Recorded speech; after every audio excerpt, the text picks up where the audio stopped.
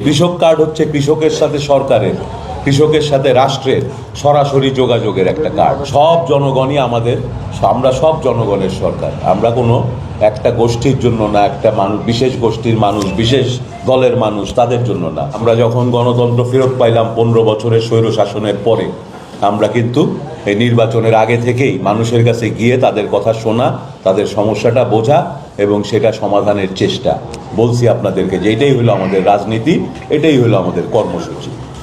তো সেই কারণেই কৃষিভিত্তিক যে কোনো নতুন নতুন কর্মসূচি আমাদের এই এলাকার মানুষের জন্য সার্বিকভাবে খুব উপকার আনবে, নানানভাবে সেই উপকারটা আসবে।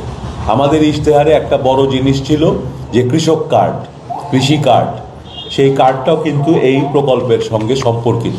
এই প্রকল্পের মাধ্যমেই কিন্তু এখানে আপনাদের এই যে 88,000 পরিবার আছে যারা কৃষক পরিবার, কৃষি পরিবার, এই পরিবারের যারা সরাসরি কৃষির সাথে জড়িত, যারা কৃষক, কিষানি, তারা প্রত্যেকে এই কার্ডটা পাবেন। এই কার্ডটা পাইলে কি হবে? নানান ধরনের সুযোগ সুবিধা পাবেন। দেখা যায় কি, যখন আপনার সারের দরকার, ডিলার সাহেবরা আগে বোঝে যে সামনে সারের একটা চাহিদা হবে, কেউ মজুত করে, কেউ দাম বাড়ায়, কষ্ট হয় কৃষকের। একইভাবে বীজের সময় দেখা যায় যে বীজ সংগ্রহ করতে আপনার অসুবিধা হচ্ছে। তো যখন আমরা এই কৃষক কার্ডের মাধ্যমে আপনাদেরকে সবাইকে এক জায়গায় নিয়ে আসতে পারবো, তখন সরকার হিসেবে আমরা যে কোনো সমস্যা আগে আগে জানতে পারবো, জেনে সেটা সমাধানটা সরাসরি আপনার কাছে পৌঁছাইতে পারবো।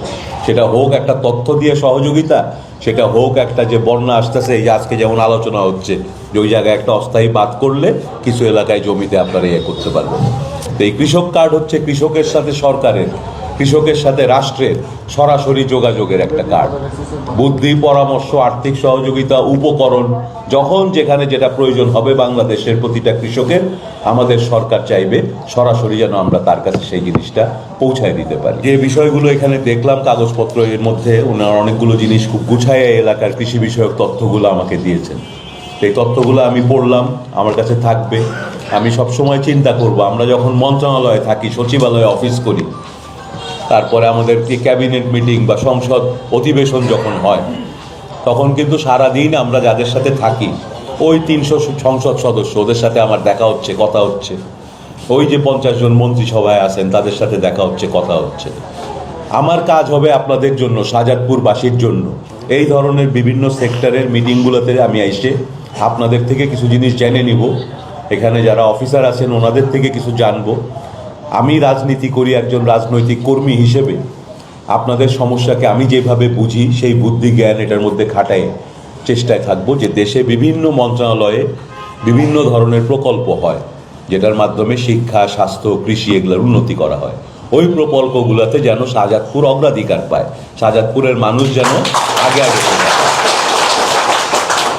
ফলে আমার জন্য এই তথ্যবহুল মিটিংগুলো খুব গুরুত্বপূর্ণ।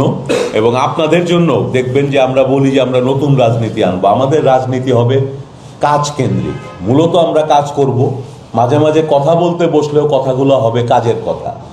আগের যে রাজনীতি ছিল, রাজনৈতিক নেতারা আসলেই অন্য দলকে সমালোচনা করা, অন্য দলকে গালিগালাজ করা, আমরা ওই রাজনীতিতে আর ফিরে যাব না।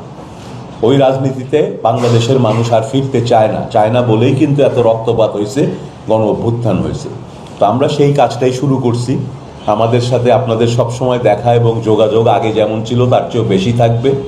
প্রশাসনে যারা আছেন ওনাদেরকে আমরা উৎসাহিত, উজ্জীবিত করার চেষ্টা করতেছি যে আমরা একটা নতুন সরকার, সব জনগণই আমরা সব জনগণের সরকার। আমরা কোনো একটা গোষ্ঠীর জন্য না, একটা মানুষ, বিশেষ গোষ্ঠীর মানুষ, বিশেষ দলের মানুষ তাদের জন্য না। আমরা এই শাহজাদপুরের প্রতিটা মানুষের যে ভোটেই কিন্তু আমি এমপি হয়েছি। যে ভোট দেয় নাই আমি এখন তারও এমপি, তাই না? তো আমাদেরকে দলীয় পরিচয়ের বাইরে উঠে প্রশাসনকে কাজ করতে দিতে হবে, প্রশাসনকেও আমাদের সঙ্গে সহযোগিতা করতে হবে।